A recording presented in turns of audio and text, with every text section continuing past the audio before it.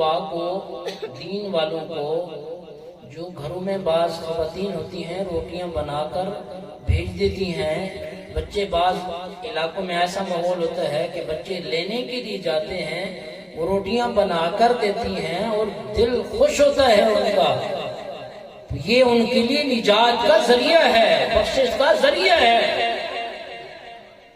بعض ہوتے ظاہراً غریب لوگ ہیں، مال نہیں ہوتا کہ ہم ان بچوں کو کپڑے لے کر دیں، اس بچے کے اوپر بہت مال خرچ کریں، لیکن یاد رکھیں اخلاص ہوا ایک اماں کے دل میں، ایک روٹی بھی اگر اس نے پکا کر دے دی، اللہ اس ایک روٹی کی وجہ سے اس کی مغفرت فرما دے گا۔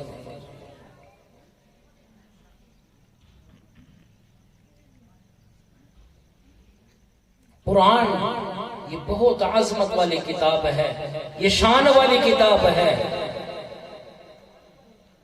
حضرت شیخ عبدالقادر جیلانی رحمت اللہ علیہ آ رہے ہیں اور راستے میں کچھ نصارہ نے مسلمانوں کو تنگ کیا ہوا ہے۔ اب کس بات پر کہ جی ہمارے جو گرجا ہے نا اس کے اندر پھٹن نہیں ہوتی، بڑے مضبوط ہوتے ہیں، تمہاری مسجد میں جاؤ کہیں فرش پھٹا ہوا ہے، کہیں دیوار پھٹی ہوئی ہے۔ اس انداز کے ساتھ مسلمانوں کو وہ یعنی پریشان کر رہے تھے اور وجہ پوچھ رہے تھے کہ ایسی وجہ کیوں ہے، تمہاری مسجد میں پھٹن ہے کیوں؟ حضرت شیخ عبدالقادر جیلانی رحمۃ اللہ علیہ وہاں پہنچ گئے اور یہی بات چل رہی تھی، تو حضرت نے فرمایا کہ اس کی وجہ میں بتاتا ہوں کہ ہماری مساجد میں اللہ کا قرآن پڑھا جاتا ہے اور تمہارے گرجا کے اندر اللہ کا قرآن نہیں پڑھا جاتا۔ اب قرآن کی کیا شان ہے؟ لو انزلنا هذا القرآن على جبل لرأيته خاشعا متصدعا من خشیت اللہ۔ فرمایا اگر اس قرآن کو ہم پہاڑوں پہ نازل کرتے وہ بھی ٹکڑے ٹکڑے ہو جاتے۔ یہ قرآن کی تاثیر ہے، یہ قرآن کا اثر ہے۔ حضرت شیخ عبدالقادر جیلانی رحمت اللہ علیہ نے فرمایا وجہ یہ ہے تمہارے گرجا تمہارے عبادت خانے کے اندر قرآن نہیں پڑھا جاتا، ہماری مسجد کے اندر اللہ کا قرآن پڑھا جاتا ہے، قرآن کی یہ شان ہے۔ وہ کہنے لگے اگر یہ قرآن ہمارے گرجا کے اندر بھی پڑھا جائے اتنا مضبوط بنا ہے کچھ بھی نہیں ہوگا، کچھ دراڑ بھی نہیں ہوگی۔ حضرت شیخ عبدالقادر جیلانی رحمت اللہ علیہ نے فرمایا کہاں ہے تمہارا عبادت خانہ، کہاں ہے تمہارا گرجا؟ کہنے لگے وہ سامنے ہے۔ فرمایا کہ کہاں ہے؟ کہا وہ سامنے ہے۔ آپ نے فرمایا دیکھو ذرا اس کو۔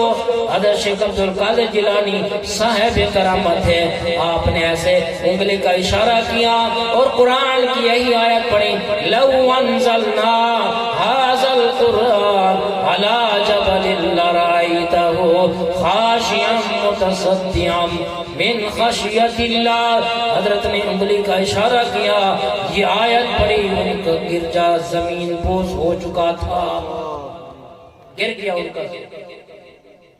تو قرآن کے اندر اللہ نے اثر کا ہے، اس کی بڑی تاثیر ہے۔ ہم قدر اس لیے نہیں کرتے کہ ہمیں مفت ملی ہے یہ دولت، ان سے پوچھو جن کا مال جان اس پہ لگا ہے۔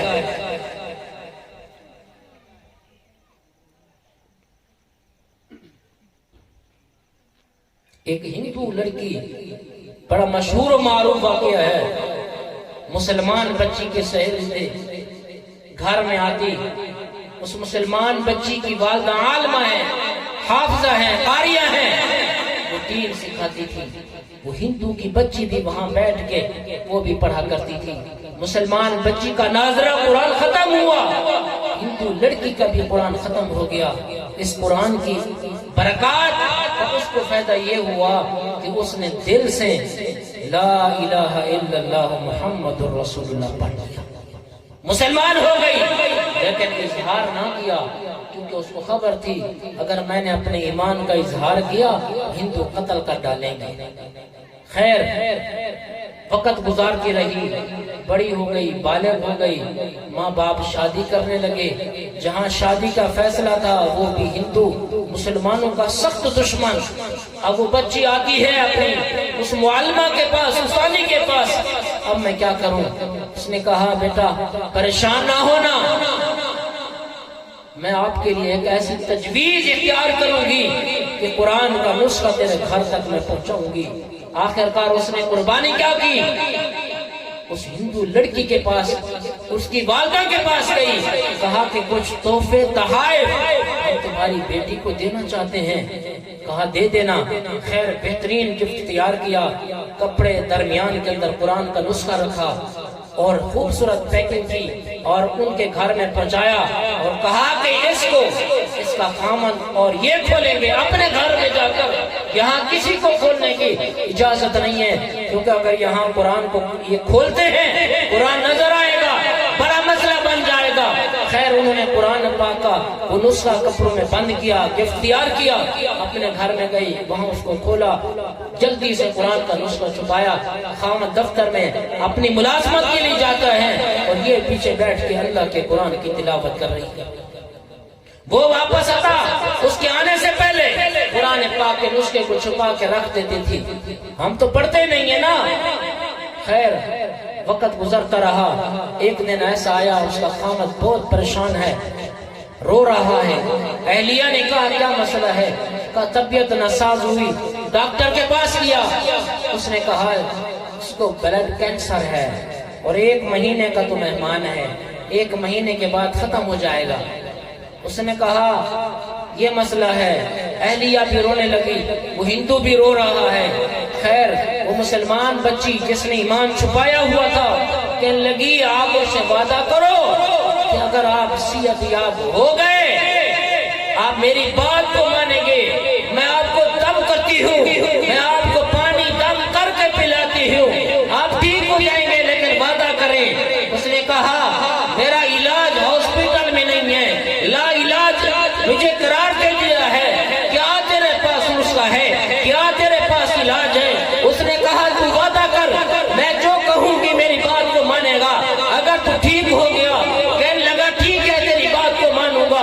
وہ کیا کیا؟ اس نے قرآن پاک کبھی سورۃ فاتحہ پڑھ کے پانی دم کرتی ہے، کبھی سورۃ علم نشرہ پڑھ کے پانی پہ دم کرتے، کارون کو پانی پلاتی ہے اور وہ پیتا رہا، یہ پلاتی رہی۔ 1 مہینے کے بعد اس نے محسوس کیا طبیعت کچھ ٹھیک معلوم ہونے لگی، ہسپتال کے اندر گیا، ٹیسٹ کروایا، چیک اپ کروایا، اس کے بعد پتہ یہ چلا کہ تجھے تو آج تک کوئی مرض لگا ہی نہیں ہے، کینسر بھی ختم ہو گیا، بیماریاں ختم ہو گئی۔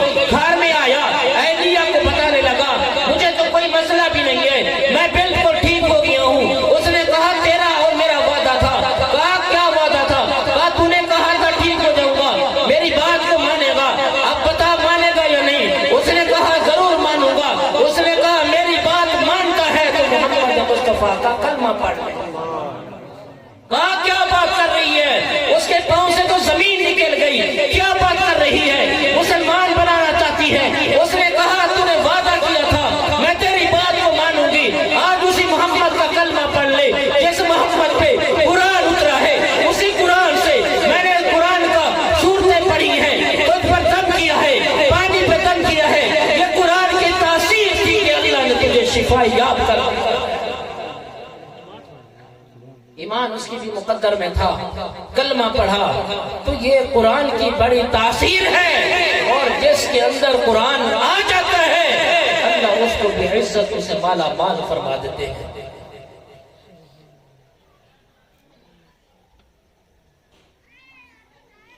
آخری بات،